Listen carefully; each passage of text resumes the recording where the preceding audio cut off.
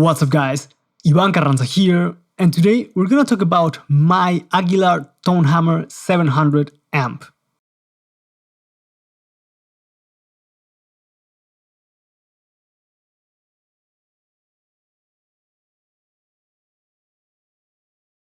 I've been using this amp for the last couple of months while on tour, especially on the summer tour that I played with Dr. Crapula, and I'm gonna be using it also on the winter tour that I have with them next year in early January, and I've been enjoying using the amp quite a bit so far. So I've recorded a couple of samples showing you how the EQ section works and how the amp responds, and what you're gonna hear is a blend of the DI coming out of the amp and my mic'd up cabinet. So let's check out the samples and then we're gonna talk a bit about the amp later.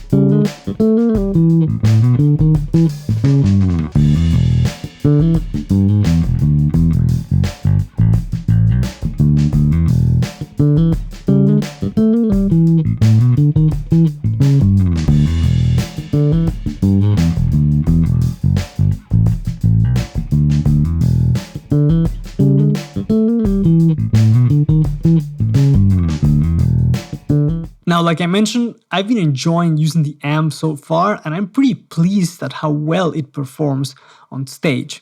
Now, the Tone Hammer is not the most hi-fi amp out there. In my opinion, you cannot get that, glassy, crystal clear tone out of the amp. It's got a much more vintagey tone to it. It's more vintage voiced, more woolly, pillowy, but I'm very surprised at how well it works on stage because it has a lot of punch, a lot of, heft to the notes, but still retaining clarity, but not clarity in the, super glassy top end, but you have a lot of note definition. So far when I've been using it on stage, it's been working amazingly well. And let me tell you, the amp is very loud, like very loud. I rarely go past the master on maybe, 9, 10 o'clock most of the time, so it's very loud. And one very interesting thing is that if you saw, you pay attention to the samples, I showed some settings with the drive control completely closed and some with the drive control boosted.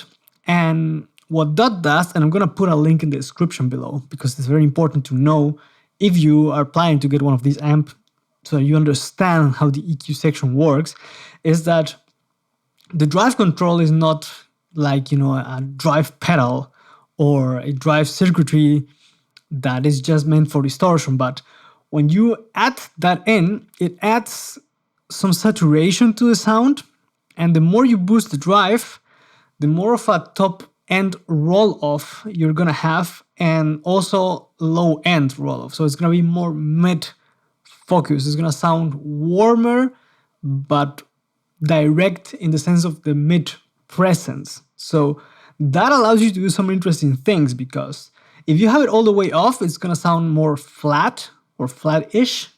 So you're gonna boost, and it's gonna boost the way the EQ section is normally gonna boost. But if you bump up the drive control, and it changes, of course, depending on how much you add, like at around 9 o'clock, the roll-off is very mild, like very mild. But once you start getting into the 12 o'clock position, you start seeing a much heavier drop-off in the top end and also on the low end. So what you can do with that, for example, is that you bump up the drive, and then you boost again, bass and treble, and it's gonna sound different than if you were to have the drive control all the way off and you were to boost those frequencies. It's not gonna sound as harsh, it's not gonna sound as boomy, and it's gonna give you more of that pillowy, old school, vintage tone. If you want to have more flatter response with more, let's say, fret clank, that's not the right term, but you wanna have more string noise, more of that sizzle, I would recommend you to have the drive control all the way off.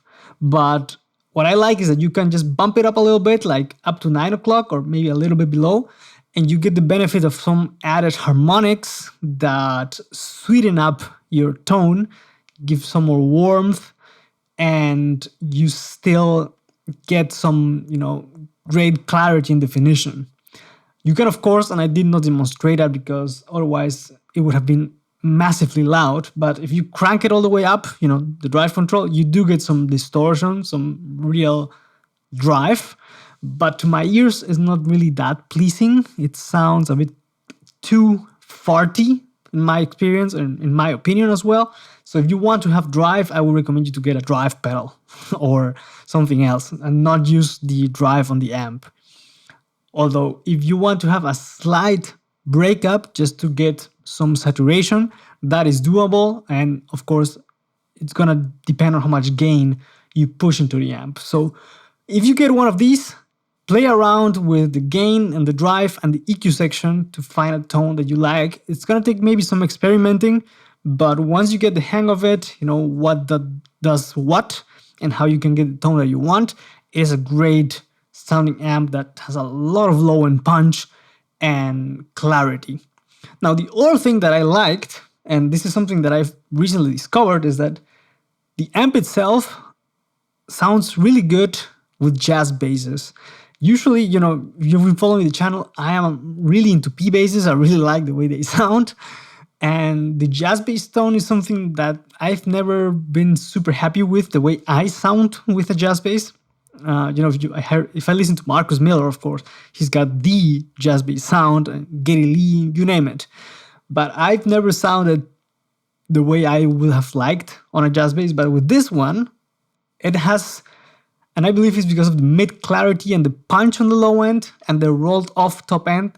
It sounds a bit warmer while still retaining clarity on the nose. It's not as scooped, and to me, I enjoy playing jazz basses with the tone hammer, which is something that I didn't expect, to be completely honest. Now, the only thing that I would critique about it is that, especially on the bass control, the EQ section is a bit touchy, so a little bit of boost goes a long way. Like I said, especially on the bass, there's a plus 17 dB of boost and cut, which I don't think you ever gonna need that much.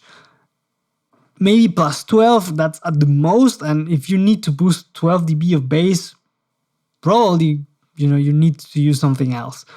But by cutting out a bit of the bass, a bit of the boost range to something like plus 10, plus 12, and giving you a much more usable range on the knob, I think it would be better, because you have to be very careful. I boost usually until the S of the bass on the faceplate, because more than that, it starts to be a bit too powerful on the bass department. So you gotta pay attention to that. So a little boost goes a long way here. And one feature that I would like, because I got spoiled by my previous amp, is having a high pass filter built in on the amp. That would be an amazing feature that I wish more amplifiers would incorporate in their design, because that high pass filter really saves some gigging situations where the stage is too boomy or you're standing in a position where there are many reflections. Having a high pass filter on the amp is something that I definitely miss. But other than that, I think the amp is great. Like I mentioned, it's been working amazingly well on tour. My bandmates like it.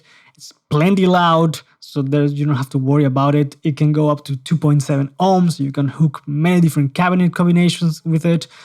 And it's definitely a workhorse. So if you like it, I would definitely recommend you to check it out. And also, let me know what you think in the comment section down below. And if you want to check out how the DI sounds like, I've recorded a demo of the Tone Hammer DI so you can hear that as well. As always, thank you guys for watching. Let me know what you think in the comments, and I'll catch you guys on the next one. Take care.